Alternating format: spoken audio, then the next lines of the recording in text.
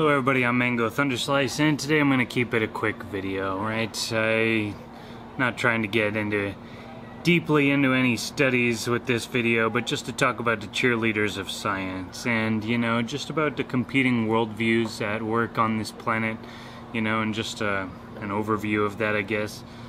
Because, you know, examining all these specific issues, whether it's global warming, right, anthropogenic global warming / climate change, whether it's, you know, childhood vaccine schedules and their safety and efficacy, whether it's, you know, the Einstein stuff and the nature of the universe and space-time and whatnot, you know, versus the ether and the living universe, electric universe, right? There's all these different individual fiefdoms of the cheerleaders of science, right? And, you know, they masquerade around to like they have everything already figured out. It's 100% certain, the science is settled, right? We already know that humans are causing the globe to warm. We know that all vaccines at all times are completely safe and there's never any adverse reactions, right? And we know for certain that Einstein was the smartest man to ever live and that nothing he ever said has been disproven at all, right? And none of these things are correct, not even close, right? And it's funny because, you know, at least reducing it, you know, distilling it down to the political dichotomy of the left versus right. They try and characterize the right as a bunch of religious nut jobs who don't believe in science, right? And the left tries to take their high ground and we have science. These dumb plebeians who don't believe in science, they're just idiots. They're a bunch of religious fundamentalists, right? That's how they like to characterize it. At the same time, then they'll go on and say, oh, well, gender is fluid, right? There's not XX and XY chromosomes. The gender is just a choice. You could wake up on any given day and be a chick, right? Wake up the next day, be a dude. Wake up the next day, be a fire truck. And the next day, an attack helicopter. Nobody knows, right? Because gender is fluid, right? And it's also ridiculous. It's just silly. And, you know, I will freely admit that in a lot of these areas, if you're just looking purely at the data and the aggregate of data that have been collated for anthropogenic global warming, for vaccines, for Einsteinian space-time, right? They make a very convincing case when you just look at the data, when you're just looking at the sheer number of studies, when you're just looking at the authorities that are telling you what the nature of reality is with regard to any of these, right? They have a very convincing case when you're basically looking at it through the lens of just a computer, right? And that's how most people are. They're just Googling it on the internet, right? And the internet funnels them to all the preset approved answers, right? And that's all well and good, except there are these gaping holes in all three of these, you know, and there's other areas, but these are the three that are really kind of the prominent ones for me. And, you know, it's really like if you're a computer and you're just looking at the raw amount of data, right, you could be very easily convinced into believing in this dead conception of a universe that, yes, vaccines are the greatest modern miracle ever invented, and that they're the only reason that diseases over the last 100 years have declined, right? Had nothing to do with clean water and taking human sewage out of the water supply, right? That had nothing to do with it, right? You know, holding up Einstein as the pinnacle. He'd been validated 1,000 times, right? He hasn't been validated 1,000 times, but there are studies that purport to show the speed of light as a universal constant in all situations. But the thing is, they design their experiments to show exactly what they already believe. They accuse us, right, the skeptics, right, of basically manipulating data and not doing science very well and not understanding science, right? And they'll throw their full weight behind these authorities and these different studies and just act like, you know, when the CDC says this, you must believe it, otherwise you're a wacky loon, right? And that's same thing for Einstein, same thing for global warming. But the thing is, when you actually start getting into the granular aspect, looking at the individual data, looking at the individual studies, you find that this vast amount of data is actually very, very thin, right? It's very specious. It's not really that depth. It doesn't have a lot of depth to it. It's very just skin deep.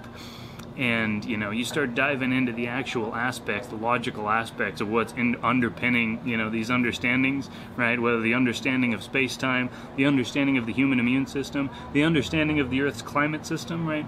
These things are all infinitely complex, but at the same time, you can understand them. Knowledge can be found, an answer can be found, and it requires having, you know, intellectual honesty. It requires having a little bit of understanding that, you know, you can understand these things. It's not about just deferring to the authority, right?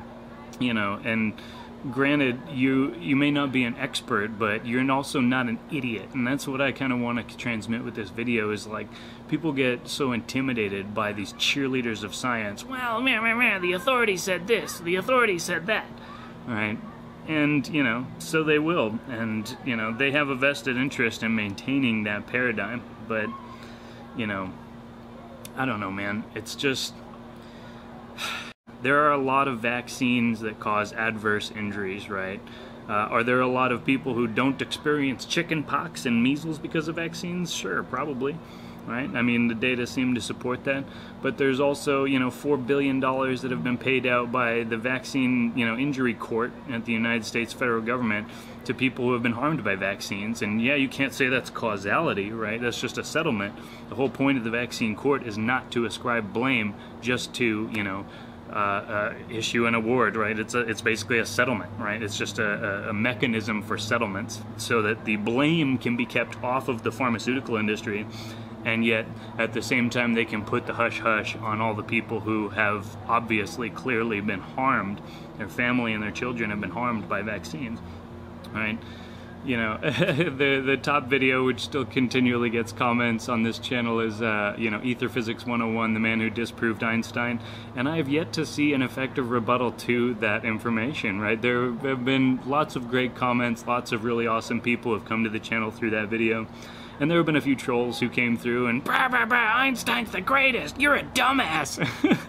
And I asked them basically, clear and polite terms, like, hey, let's talk about the data. Can you show me where I'm wrong in the actual real data and the conception of what we're talking about? And they have no idea what they're talking about. All they have is the deference to an authority, right? And I just don't accept that. It's not, again, you know, going with the last video, I accept that there is such a thing as an authority, right? I don't disavow all authority. I'm not a flat earther, okay? But you can't just say that because the CDC has authority, everything they say is unequivocally true, right? If I dive into the granular aspect of the data and I find, hey, this is pretty shady, this is pretty sketchy, you know, especially when a guy like William Thompson, who was one of the co-authors of the vaccine, right, the MMR vaccine autistic spectrum disorder study, and he says we committed fraud, right? We hid data showing a strong link between vaccines and autism, right? I mean, and they want to, these cheerleaders of science, they'll dive into it and they, his notes didn't say that it was an exposure variable, and they'll just zoom in to the point where it's unintelligible gibberish and miss the whole point, right, of what's being said and who is saying it, right? They will dive into all these different little rabbit holes, you know, to keep you from seeing the bigger picture. And the bigger picture, right, that's what I'm, I guess, talking about here, is the bigger picture that they are trying to weave is this dead universe. It is random chance, it's fortuitous mutations that governs the evolution of life. It is a relatively isolated universe. There is no universally preferable medium. It's just a whole bunch of different spheres with their own freaking thing going on, right? It's a dead universe. There's no intelligence, there's no purpose, there's no plan, there's no higher cosmic order, right? And, you know, it's not all and the only thing that you should know about the planet and the greater, you know, interplanetary solar system is that carbon dioxide is killing the planet, and it's all your fault, right? It's all this wholly just misanthropic, just pissant worldview where nothing matters and it's just nihilism, right? The end result of this worldview that these cheerleaders of science are promoting is nihilism. There's nothing to it. There's nothing to believe in except the monolithic state and the preponderance of data that says just submit to your masters, right? Take your vaccines, believe in global warming, accept the carbon tax, Donald Trump's a racist, and go back to your slave hole and just accept your universal basic income while we go on to take over the rest of the planet's resources and nullify the only remaining, governments in the world that have anything to say in objection to it. So it's this whole big thing, right? Again, I love to just ramble in these videos. It's hard for me to just stay on one point. But again, there's so many different fronts to this battle.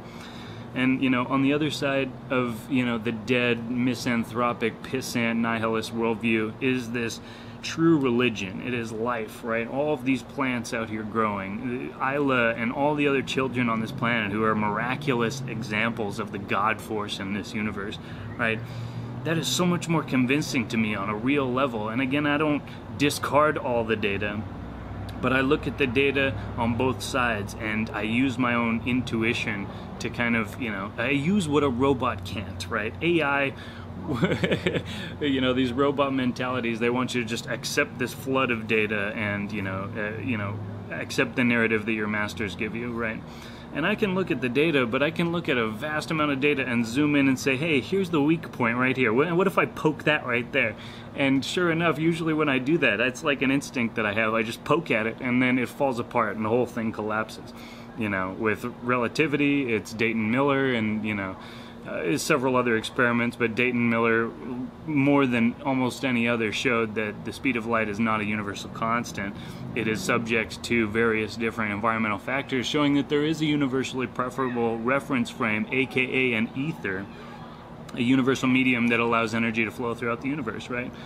Global warming, right? I used to be a global warming alarmist, and then I started watching Suspicious Observers. I learned about the electric universe. I learned that carbon dioxide does not govern the climate. If anything, it's a trailing indicator following temperature, not leading it, right?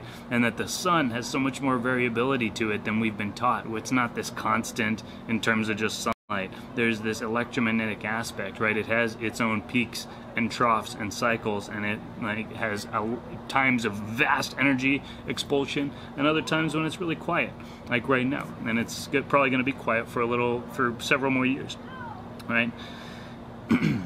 Right. There's all these different things. Vaccines, again, there's plenty of people that don't have any harm from the vaccines that they get as a kid, right? And they didn't have to have chickenpox, they didn't have to have measles and whatnot.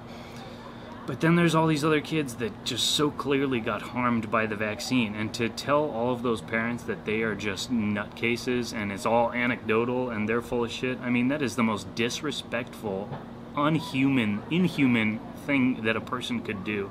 To say, oh, you don't know your own kid. Science says that you're wrong. It's just about keeping your eyes open, right? Don't discard it all and become a flat earther, but don't also accept it all and become just a nihilist, atheist fag who just can't understand that life is a miracle, right? And everything around us is proving that to us, right? I just really feel like you can't enjoy life until you can understand that it's a miracle and that there's magic, right? So anyway, that's my video today, the cheerleaders of science. Time to dethrone them or at least give them a fair challenge, because for a long time on the internet they've held free reign. And, that's one of the reasons I've loved being here on YouTube. I'm glad for all you guys who are subscribed, and I love your comments. I love talking to you guys. Let's take on the cheerleaders of science and show them what's up, because life is a miracle. This is the true religion, and we're taking it home to Valhalla, as I like to say. And I'll see you guys next time. Hope you have a great week. Cheers.